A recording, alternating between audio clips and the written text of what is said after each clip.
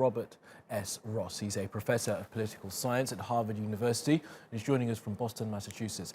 Professor Ross, thank you for being with us here on TRT World. Now, I wonder in the first instance if you think there's any leverage the United States has over China other than embarrassing them in the court of public opinion. I think that's the key question. Where do we have leverage insofar as, to put it bluntly, the Chinese need us more than we need them? Certainly after 4 years of a trade war, the Chinese have come out on the better side. They're continuing to advance their capabilities in South China Sea, where the United States still has budget problems and economic problems at home.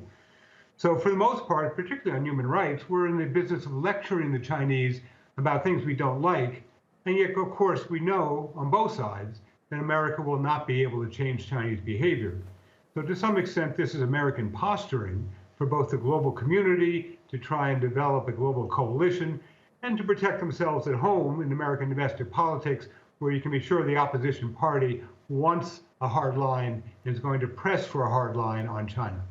Professor Ross, that sort of lecturing, that hectoring that we see coming from the US side, is there a fine line to be tread there, that the danger that there's condemnation from the United States on Chinese behavior could go too far for some in Beijing?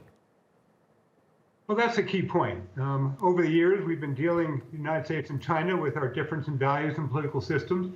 And so we hope that on the Chinese side, they're accustomed to American posturing for domestic politics, and they will not let that get in the way over negotiations over pragmatic interests. On the other hand, the more you put human rights and China's domestic system at the center, the more difficult it makes it to cooperate and find common ground to resolve such problems as North Korea, minimize tension in the South China Sea, and to avoid escalation of the conflict on the Taiwan Strait. So there is a delicate balance for the administration, posturing on human rights when they know it will not be successful without undermining our interests elsewhere. And finally then, Professor Ross, I wonder if there is some common ground that can be found, and I wonder if that may well be in the environmental realm. Both nations, of course, large polluters, and both nations have plans to reduce their carbon emissions. Is that somewhere that they could cooperate, do you think? That remains to be seen. The administration, until recently, maybe until yesterday, has been quite clear that they do not want to cooperate with China on any interest, on any issue, unless it's in the American interest. They have not said a mutual interest, and the administration has not said they're interested in Chinese interests. And the Chinese have sent conflicting signals. You want us to cooperate on climate change, but you treat us as an adversary everywhere else.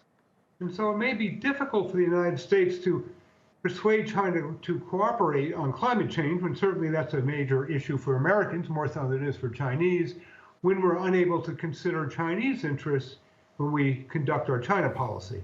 So it may require some mutual compromise and mutual consideration for cooperation.